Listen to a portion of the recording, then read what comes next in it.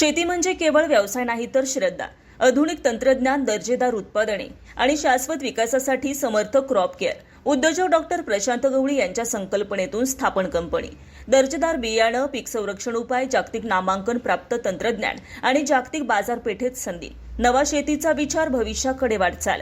ग्रामीण भारताला मिळतोय नवा आत्मविश्वास. समर्थ क्रॉप केअर, तुमच्या शेतीसाठी, तुमच्या भविष्यासाठी.